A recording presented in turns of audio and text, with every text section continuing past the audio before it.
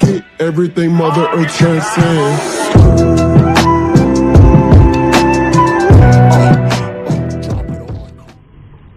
Assalamualaikum warahmatullahi wabarakatuh. Perkenalkan, nama saya Fikri Ikramullah. Saya akan menjelaskan tentang pengantar ilmu politik.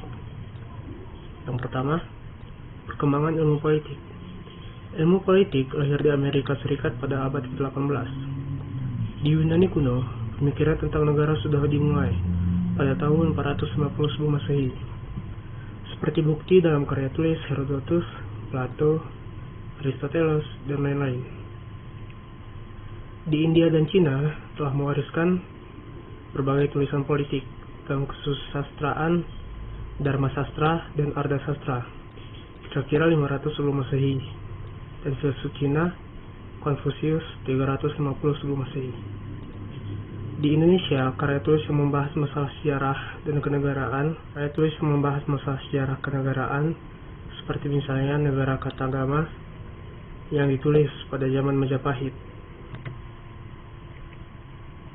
Definisi ilmu politik.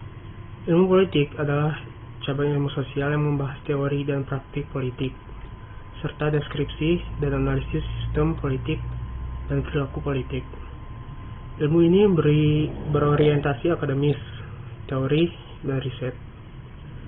Roger F. Saltau dalam Budiarjo 1998, ilmu politik mempelajari tujuan-tujuan negara, dan lembaga-lembaga yang akan melaksanakan tujuan-tujuan itu, hubungan antara negara dan warga negaranya, serta dengan negara-negara lain.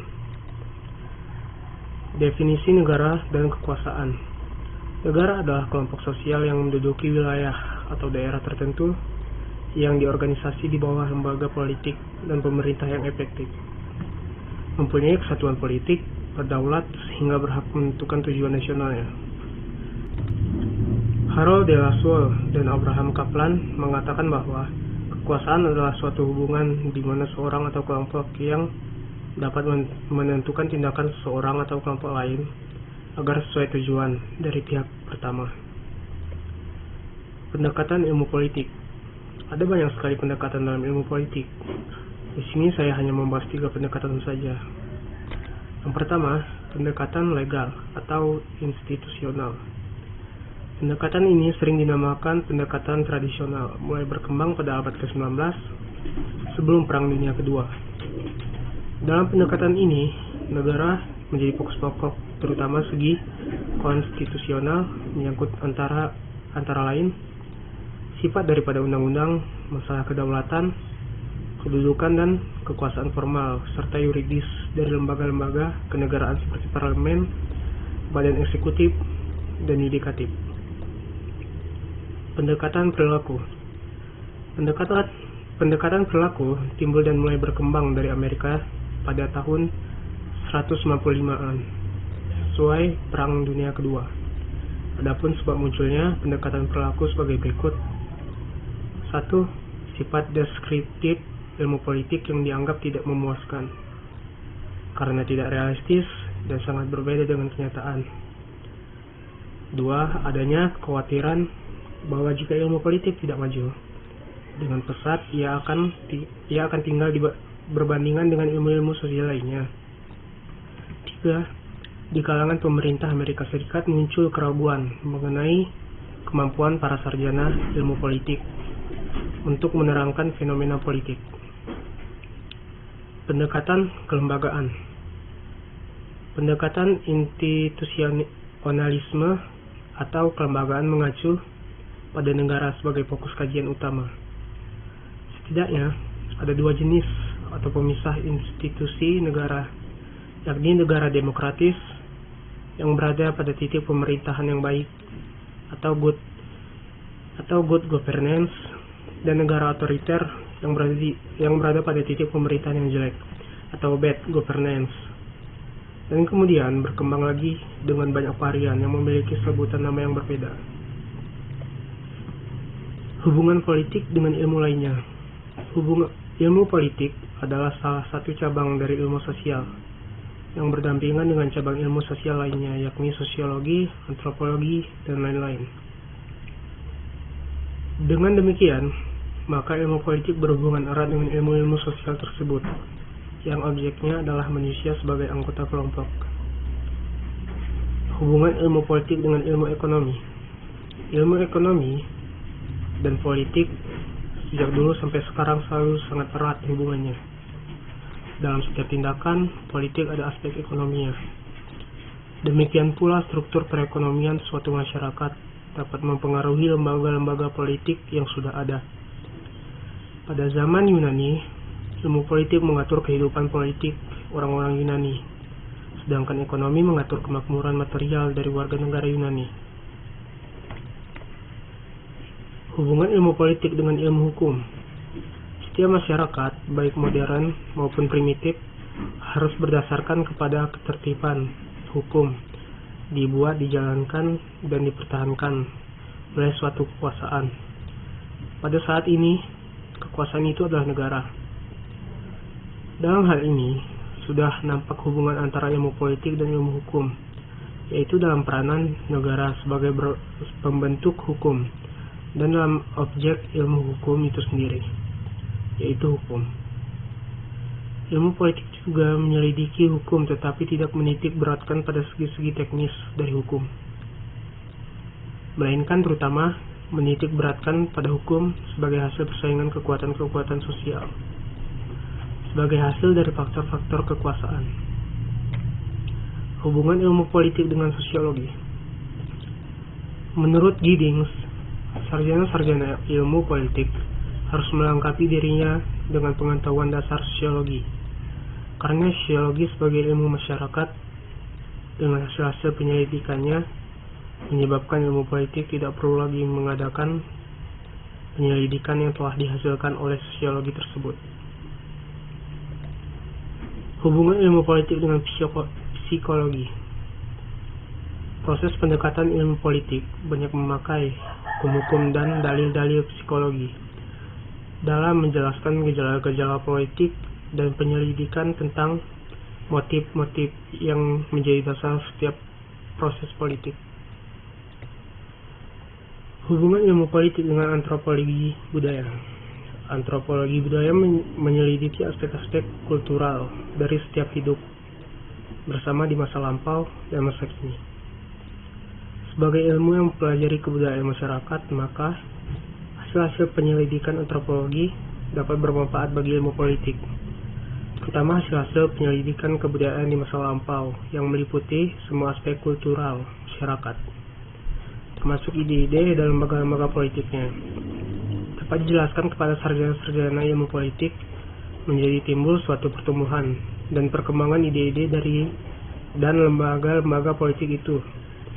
Salah satu konsep antropologi budaya yang merupakan penemuan yang paling penting adalah konsep kebudayaan atau kultural atau kultur konsep, sebagaimana dikembangkan oleh Rapp, Tipton, dan sarjana antropologi lainnya.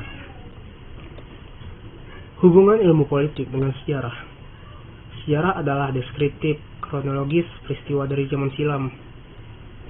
Sejarah merupakan penghimpunan kejadian-kejadian konkret di masa lalu. Ilmu politik tidak terbatas pada apa yang terdapat dalam sejarah. Mengetahui sejarah politik suatu negara belum memberikan gambaran yang tepat tentang keberadaan politik negara itu di masa lampau dan masa yang akan datang. Sejarah hanya mencatat apa yang pernah terjadi, sedangkan ilmu politik di samping menyelidiki apa yang pernah terjadi, juga apa yang kini sedang berlangsung, dan mengadakan ramalan hari depan suatu masyarakat ditinjau dari segi politik. Hubungan ilmu politik dengan geografi. Segala penyelidikan atas kehidupan manusia tidak akan bermanfaat dan tidak akan sempurna jika penyelidikan itu meliputi keadaan geografi. Dengan kata lain, kehidupan manusia akan dipengaruhi oleh letak geografi, luas wilayah, kekayaan alam, iklim, dan sebagainya. Hubungan ilmu politik dengan etika. Etika adalah pengetahuan tentang hal-hal yang baik dan buruk, tentang keharusan dan hal-hal yang wajib dibiarkan. Hubungan ilmu politik dan etika dilukiskan sebagai suatu hubungan yang membatasi ilmu politik, terutama praktek politik. Etika mengatakan apa yang harus dilakukan, tetapi di samping itu juga menetapkan batas-batas dari apa yang diwajibkan. Etika memberikan dasar moral kepada politik. Apabila menghilangkan moral dari politik, maka akan kita dapatkan politik yang bersifat machiavellistis, yaitu politik sebagai alat untuk melakukan segala sesuatu, baik atau buruk, tanpa mengindahkan kesusilaan. Demokrasi. Setelah Perang Dunia Kedua, kita melihat gejala bahwa secara formal demokrasi merupakan dasar dari kebanyakan negara di dunia. Menurut suatu penelitian yang diselenggarakan oleh UNESCO, untuk pertama dalam sejarah, demokrasi dinyatakan sebagai nama yang paling banyak dan wajar untuk semua sistem organisasi politik. Demokrasi konstitusional. Ciri khas dari demokrasi konstitusional ialah gagasan bahwa pemerintah yang demokratis adalah pemerintah yang terbatas kekuasaannya dan tidak dibenarkan bertindak sewenang-wenang terhadap warga negaranya. Gagasan bahwa kekuasaan pemerintah perlu dibatasi pernah dirumuskan oleh Lord Acton dengan mengingat bahwa pemerintah selalu diselenggarakan oleh manusia dan bahwa pada manusia itu tanpa kecuali. Manusia yang mempunyai kekuasaan cenderung untuk menyalahgunakan kekuasaan itu, tetapi manusia tidak mempunyai kekuasaan tidak terbatas, pasti akan menyalahgunakannya secara tidak terbatas pula. Syarat dasar untuk penyelenggaraan pemerintah yang demokratis dalam konsep rule of law. Rule of law merupakan konsep yang lahir setelah Perang Dunia Kedua dalam International Commission of Juris, yang merupakan suatu organisasi ahli hukum internasional dalam konferensi di Bangkok tahun 1956, memperluas konsep rule of law dan menamakan apa yang disebut dengan the dynamic aspect of the rule in the modern age. Dianggap bahwa di samping hak-hak politik, hak-hak sosial dan ekonomi juga harus dipelihara, dalam arti harus dibentuk standar-standar dasar sosial dan ekonomi, seperti penyelesaian soal kelaparan, kemiskinan, pengangguran. Pemerintah yang demokratis dalam rule of law. Yang pertama, perlindungan konstitusional. Kedua, badan kehakiman yang bebas dan tidak memihak. Yang ketiga, pemilihan umum yang bebas. Yang keempat, kebebasan untuk menyatakan pendapat. Yang kelima, kebebasan untuk berserikat dan berproposisi. Yang kelima, pendidikan kewarganegaraan. Demokrasi parlementer. Demokrasi parlementer merupakan suatu sistem demokrasi di mana parlemen memiliki kekuasaan tertinggi. Contohnya Inggris, Australia, Malaysia, dan lain-lain. Demokrasi terpimpin. Di Indonesia pernah dipraktekkan model demokrasi terpimpin pada tahun 1959 sampai 1965. Ciri-ciri dari demokrasi terpimpin adalah dominasi dari presiden, terbatasnya peranan daripada partai politik, berkembangnya pengaruh komunis, melunasnya peranan ABRI sebagai unsur sosial politik. Demokrasi Pancasila. Demokrasi ini merujuk pada nilai-nilai Pancasila dan Undang-Undang Dasar 1945. Yang pertama, ketuhanan yang Maha Esa. Kedua, kemanusiaan yang adil dan beradab. Ketiga, persatuan Indonesia.